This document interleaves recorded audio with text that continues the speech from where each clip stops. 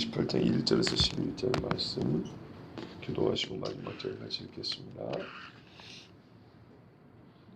그해 곧 유다왕 시드기야가 다스리기 시작한 지 4년 다섯째 달 기본 아술의 아들 선지자 하나냐가 여호와의 성전에서 제사장들과 모든 백성이 보는 앞에서 내게 말하여 이르되 만군의 여호와 이스라엘 하나님이 이같이 이르노라 말씀하시되 내가 바벨론의 왕의 명예를 꺾었느니라. 내가 바벨론의 왕 느부갓네살이 이곳에서 빼앗아 바벨론으로 옮겨간 여호와의 성전 모든 기구를 2년 안에 다시 이곳으로 되돌려 오리라. 내가 또 유다의 왕 여호야김의 아들 요고니아와 바벨론으로 간 유다 모든 그루를 다시 이곳으로 돌아오게 하리니 이는 내가 바벨론의 왕의 명예를 꺾을 것이니라. 여호와의 말씀이니라 하시니라. 선지자 예레미야가 여호와의 성전에 서 있는 제사장들과 모든 백성들이 보는 앞에서 선지자 하나냐에게 말하니라. 선지자 예레미야가 말하니라. 아멘. 여호와는 이같이 하옵소서. 여호와께서 네가 예언한 말대로 이루사 여호와의 성전 기구와 모든 그루를 바벨론에서 이곳으로 되돌려 오시기를 원하노라. 그러나 너는 내가 네 귀와 모든 백성의 귀에 이르는 이 말을 잘 들으라. 나와 너 이전의 선지자들이 이로부터 많은 땅들과 큰 나라들에 대하여 전쟁과 재앙과 전염병을 예언하느니라. 평화를 예언하는 선지자는 그 예언자의 말이 응한 후에야 그가 진실로 여호와께서 보내신 선지자로 인정받게 되리라. 선지자 하나냐가 선지자 예레미야의 목에서 멍에를 빼앗아 걷고 모든 백성 앞에서 하나냐가 말하여 이르되 여호와께서 이와 같이 말씀하시니라.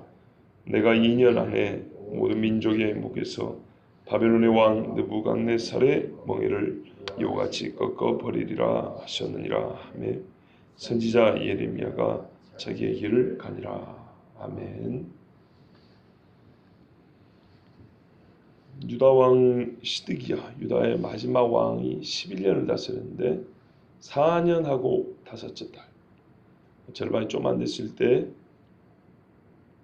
선지자 하나냐라는 사람이 있었어요. 기본 아술이라는 사람의 아들이었는데요. 여호와의 성전에서 예레미야와 또 제사장들과 모든 백성이 보는 앞에서 말했어요. 이렇게 모든 백성이 보는 앞에서 예레미야를 보고 말했어요. 1절에 그래 되어 있죠. 그러니까 이 사람이 예레미야의 지금까지 한 말을 거꾸로 뒤집고자 사람들 보는 앞에서 일부러 예레미야를 딱 이렇게 마주보고 얘기를 했어요. 이렇게 한 이유는 뭐겠습니까? 예레미야를 창피를 주고 동시에 자기 말이 맞다고 사람들에게 인정받고 싶어서였겠죠. 그 많은 사람들 앞에서 예레미야를 딱 앞에 마주두고 이렇게 둘이 얘기를 했습니다. 뭐라 그러냐면 2절 이하인데요. 내가 바벨론 왕의 멍에를 꺾었느니라. 끝났다. 바벨론 왕은 끝났다. 이렇게 얘기를 했어요. 예레미야는 거꾸로 얘기했죠. 바벨론 왕의 멍에를 너희가 앞으로 질 것이다. 그랬는데 이 하나냐는 이미 바벨론 왕의 멍에는 꺾어졌다. 바벨론 왕의 멍에를 질 일이 없다. 이렇게 얘기했어요. 자, 여러분 사람들이 누구의 말을 좋아할까요? 하나냐의 말을 좋아하죠. 당연하죠. 당연하죠. 그리고 거기서 만군의 여호와 이스라엘 하나님이 말씀하시되 이랬으니까 얼마나 이게 참 대단하게 들렸겠습니까? 장엄하게 말했죠. 폼을 딱 잡아가면서 그동안에 선지자 노릇했던 예레미야 앞에서 이렇게 막 큰 소리로 들으라고 이렇게 외쳐버리면 사람들은 당장의 마음이 평안을 얻으면서 하나님 쪽으로 확 기울었을 거예요. 그래서 뭐라 그러냐면 예전에 바벨론 느부갓네살 왕이 빼앗아간 기구 있었죠.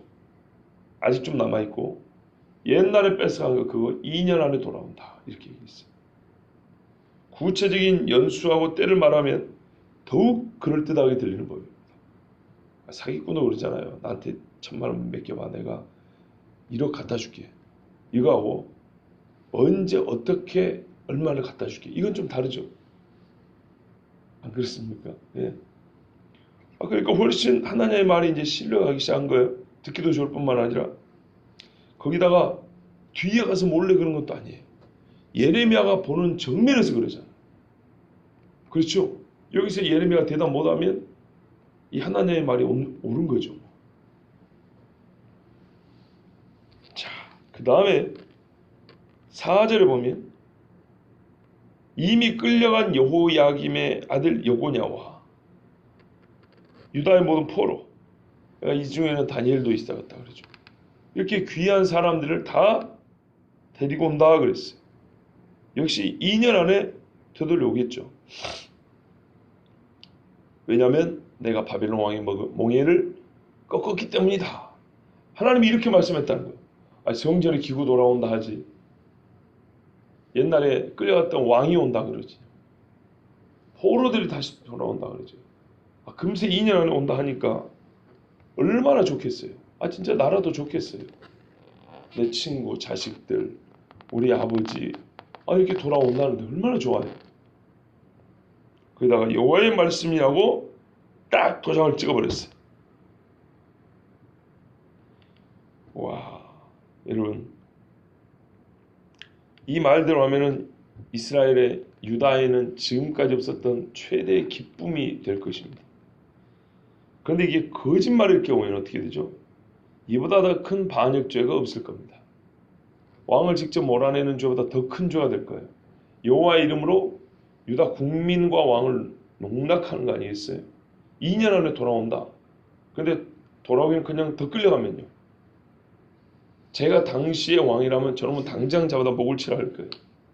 그런데 하여튼 이게 거짓말하고 믿고 싶지 않고요. 사람들 마음이.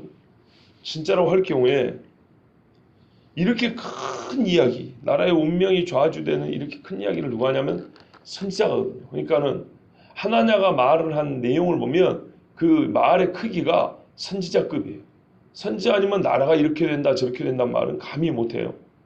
거기다가 그러니까는 말을 다루는 솜씨가 선지자와 같고요. 내용도 선지자급이고요. 거기다가 참 선지자라고 여겨지는 예레미야 앞에서 정면 대치하여 말을 하니 이 사람 선지자처럼 보이지 않겠어요? 둘 중에 하나죠 이제.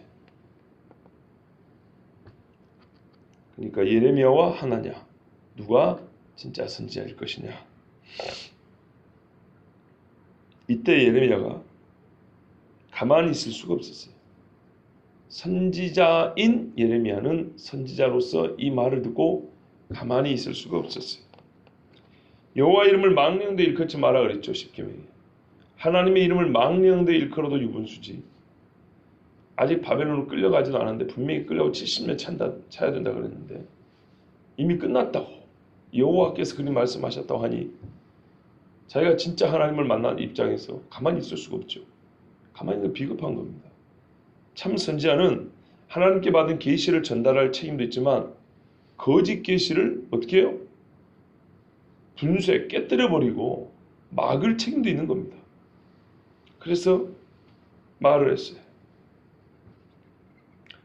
6절 이하에 보세요. 아멘. 여호와는 이같이 하옵소서. 여호와께서 네가 예언한 말대로 이루사 여호와의 성전 기구와 모든 포로를 바벨론에서 이곳으로 되돌려 오시기를 원하노라 그랬단 말이에요. 여러분 듣기에는 이게 진짜 아멘처럼 들리십니까? 조롱하는 겁니다. 제발 그렇게 됐으면 좋겠다. 나도 솔직히 그렇지 않겠어요. 예레미야도 솔직히 그래서 울고 불고 했던 거 아닙니까? 하나님 앞에 기도하고. 진짜로. 예레미야는 이 나라가 망하길 바라서 지금 이렇게 말한 거 아닙니다. 정말 예레미야도 이 말대로 됐으면 좋겠어요. 끌려간 사람 다 돌아오면 좋겠고 성전의 기구들도 다시 돌아왔으면 좋겠어요. 그런데 이렇게 조롱조롱 말한 이유는 뭐냐면 그건 우리의 마음은 우리는 그랬으면 좋겠지만 하나님의 정해진 뜻이 그게 아니라는 걸 알기 때문에 선지자는 자기가 원하는 바 자기가 좋아하는 것을 말하는 게 아니고 하나님의 뜻을 전달하는 사람인데 하나님이 분명히 내가 그토록 간구했던 게 이것인데도 불구하고 아니라고 그랬거든요. 더 이상 기도도 하지 말고 너는 두고 보라 그랬어. 반드시 내가 끌어가서 다 70년이 차기까지 종살이 시킨다고 그랬거든. 오히려 너희보다 지금 더 손이 깨끗하다고 볼 수 있는 바벨론 사람에게 이 성전의 거룩한 기물을 맡긴다. 이렇게 말씀하셨단 말이에요. 그러니까 예레미야도 심정적으로는 제발 안 망했으면 좋겠다. 진짜.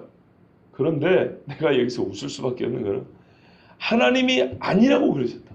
근데 너는 어찌된 사람이 선지자라고 하면서 하나님이 하신 말씀이 아니라 네가 원하는 얘기를 하냐. 그래.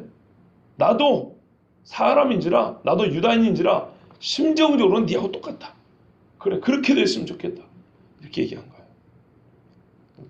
충분히 마음 이해되시죠? 예레미야 마음 그래. 옛날에 미가야도 그랬거든요. 길랏 라모스로 가서 싸워야겠다 하는 아합 왕에게 거짓 선자 300명이 왕이여 가소서 취하소서 승리하리이다. 여호와께서 왕에게 승리를 주리라. 이 거짓말쟁이들이 300명이나 이렇게 난리를 쳤단 말이에요. 미가야 그랬어요. 올라가서 승리를 얻으십시오. 여호와께서 그 성읍을 왕의 손에 넘기시리이다. 이 미가야도 왕이 죽기를 바란 건 아니에요. 근데 하나님의 말씀은 아니었거든요. 그래서 이 들을 귀 없는 아합에게 저 300명의 거짓 선자처럼 가십시오. 가서 승리를 얻으십시오. 이렇게 말했어요. 그러니까 아우 듣기 좋다 그런 게 아니고 아합 왕이 너 웬일로 너답지 않게 그러냐 이렇게 반문을 했어요. 그러니까 미가야가 진실을 말해준 거예요. 하나님이 당신을 죽이려고 거짓말 영을 보냈다 하더라. 이렇게 진실을 말해줬어요. 비슷한 겁니다. 예레미야도 자, 이 거짓말쟁이 하나냐가 하는 말을 사실 왜 이렇게 말하면 분위기가요. 사람들이 전부 다 예레미야 말 안 듣고 하나냐의 말을 듣는 분위기로 바뀌고 있단 말이죠. 그러니까 이 어리석은 사람들. 그래서 그 어리석은 대로 대답해 준 거예요. 잠언 26장 5절에 26장 4절과 5절에 아주 상반되게 보이는 말씀이 있거든요. 미련한 자의 말을 따라 대답하라. 미련한 자의 말을 따라 대답하지 말라. 바로 이어서 이렇게 반대되는 말이 있어요. 근데 그 이유가 이제 중요하거든요. 그 뒤에 있는 이유. 근데요. 그거를 지금 풀 시간은 아니고요. 26장 5절에 이렇게 말이 돼 있어요. 미련한 자에게는 그의 어리석음을 따라 대답하라. 두렵건대 그가 스스로 지혜롭게 여길까 하노라. 스스로 지혜롭게 여긴다는 게 무엇인지는 좀 생각해 봐야 되겠지만 미련한 자에게는 그 어리석음을 따라 대답하라. 그 딱 수준에 맞게 대답해 주면 된다는 말입니다. 그래서 예레미야가 이렇게 얘기한 겁니다. 거짓말쟁이하고 말다툴 일이 아니고 그래 네가 굳이 그렇게 말하고 백성들도 그 말을 딱 맞게 생각한다면 그래 뭐 그렇게 되면 좋겠다. 이렇게 대답을 한 겁니다. 그러나 그 말은 그렇다 하더라도 그것이 거짓말인 것을 예레미야는 이렇게 드러내 줍니다. 그래 네 말대로 그렇게 되기를 원하고 그렇지만 너는 이 말을 들으라. 실상을 전해줄 것이니까 잘 들으라는 얘기죠. 8절입니다. 너도 귀가 있어서 들었겠지만 너나 나나 서로가 선지자로 하는데 그러지 말고 우리 모두가 인정하는 진짜 선지자들이 있지 않냐.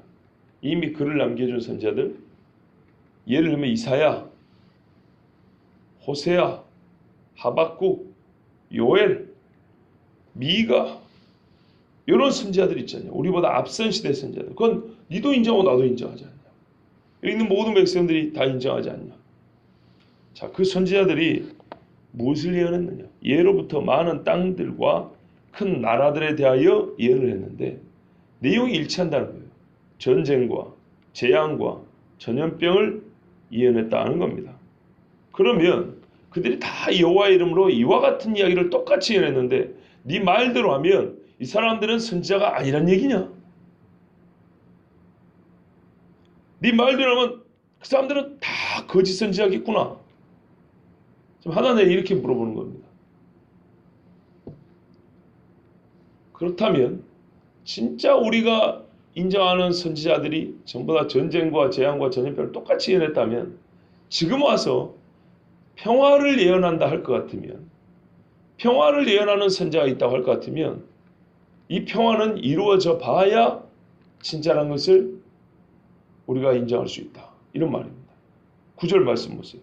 평화를 예언하는 선지자는 그 예언자의 말이 응한 후에야 그가 진실로 여호와께서 보내신 선지자로 인정받게 되리라. 억울하잖아요. 그죠? 아니, 재앙을 예언한 선지자도 재앙이 임하면 진짜 선지자로 인정받고, 평화를 예언한 선지자도 평화가 진짜 오면 진짜 선지자로 인정받고, 이렇게 공평하게 해야지. 왜 평화를 예언한 선지자만 평화가 와 봐야 진짜 선지자로 인정할 수 있다. 왜 이렇게 말했을까요? 그것은 말 그대로 8절에 수많은 공이 똑같이 인정하는 수많은 앞선 시대 선지자들이 전쟁과 재앙과 전염병을 예언했기 때문이고, 또 지금이 바벨론 왕에 의해서 이미 성전의 기물이 빼앗김을 당했고 많은 사람이 죽임을 당했고 포로로 끌려간 재앙의 시기이기 때문입니다. 현재가. 그리고 이 재앙이 약간은 소강 상태지만 지속되는 시기이기 때문입니다.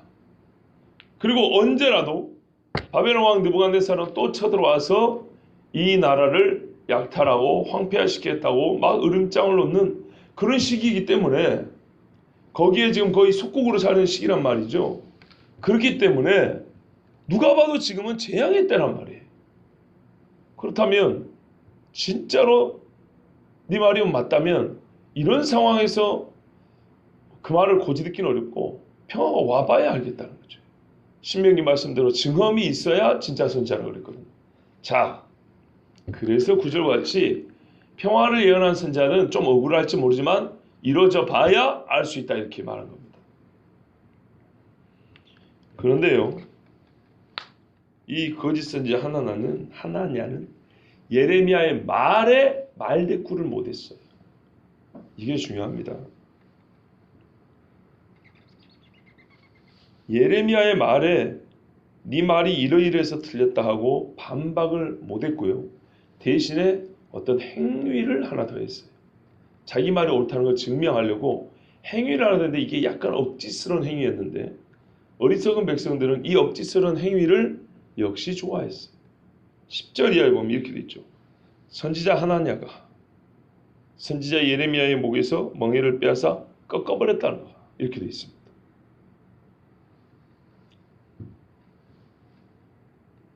예레미야가 목에 멍에를 메고 유다와 동맹한 나라들의 대사들이 시드기야를 보러 왔을 때 요거를 나눠주면서 예언을 했단 말이죠.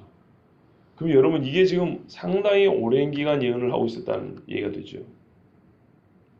그리고 성전에서 예레미야가 예언할 때 멍에를 메는 것을 예언하면서 멍에를 나눠줄 때 이 하나냐가 맞섰다는 뜻이죠. 그렇죠?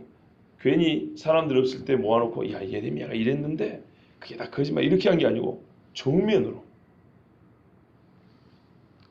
주여, 이때쯤이라면 하나님으로부터 전혀 계시를 받은 적이 없어도 하나님의 이름만 들먹이면서 사람들이 듣고 싶어하는 말만 하면 당장에 주목받는 선지자가 될 수 있는 사회적 분위기가 마련된 상태라고 볼 수 있습니다.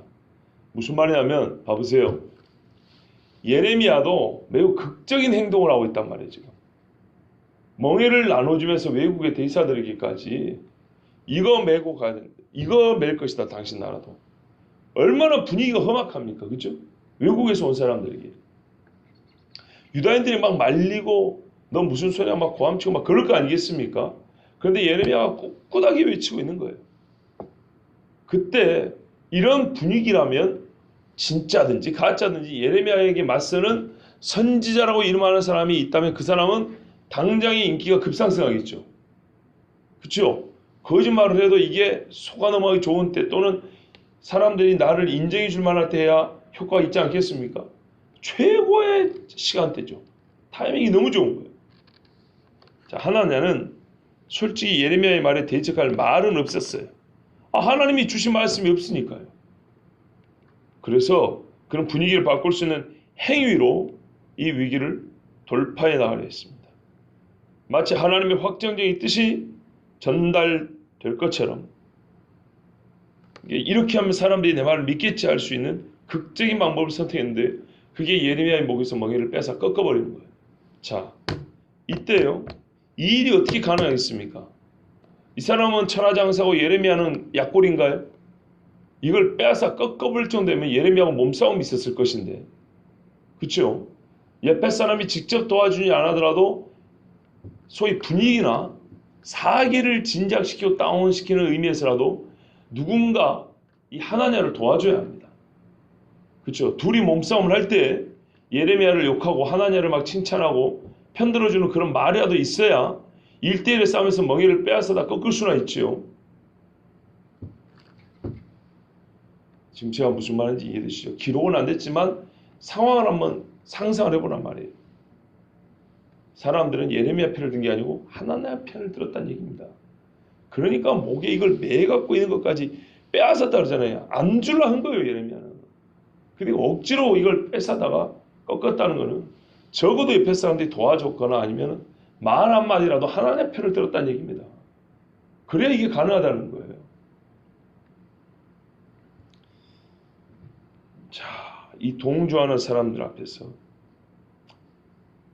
하나냐는 멍에를 뺏어 꺾고 나서 마지막에 이렇게 말했어요.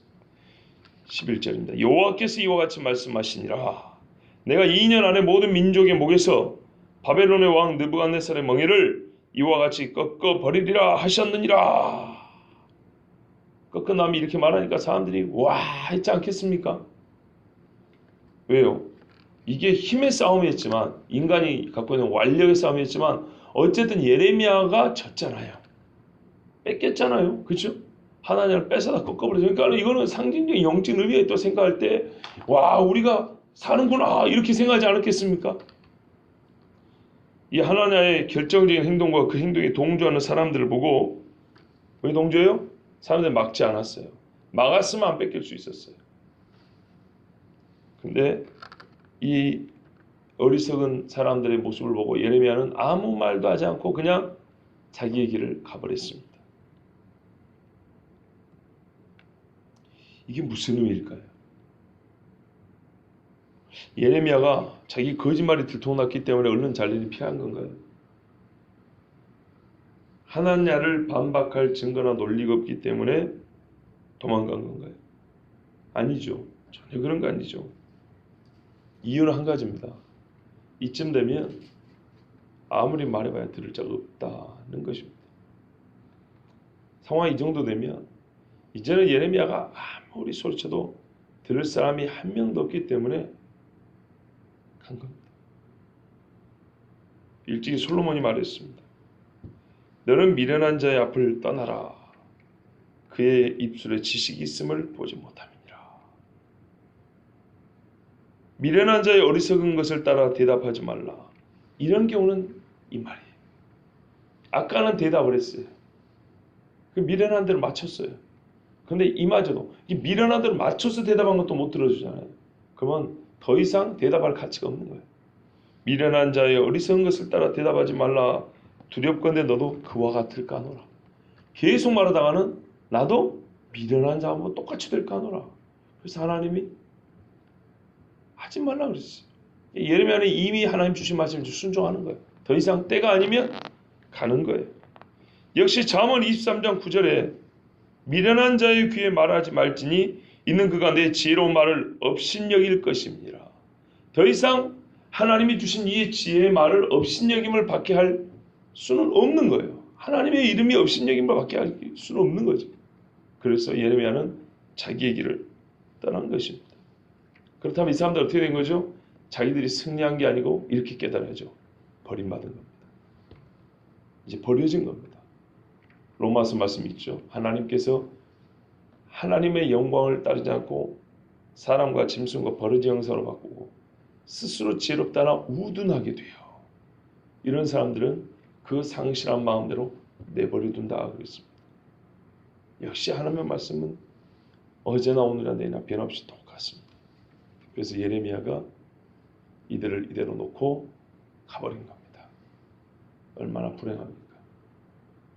아시겠지만 이대로 간 것 자체도 상실한 대로 내버려둔 것인데 하나님은 예레미야에게 한 번 더 말씀합니다.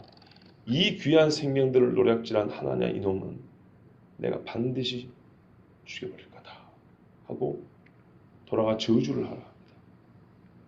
이 백성들은 상실한 대로 버리둠을 당하고 백성들을 하나님에서 노략질한 거짓 선지 하나냐는 하나님이 따로 저주하서 그의 생명을 거둬버립니다.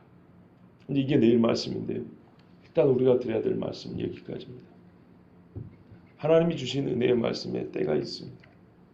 거기에 끝까지 저항하고 거짓말로 이렇게 하나님의 말씀을 업신여기는 이 미련한 자의 말을 따르게 되면 하나님은 더 이상 말씀을 하지 않으시고 또 말해줄 자를 그냥 됐다 뒤로 돌아가라 이렇게 말씀하십니다.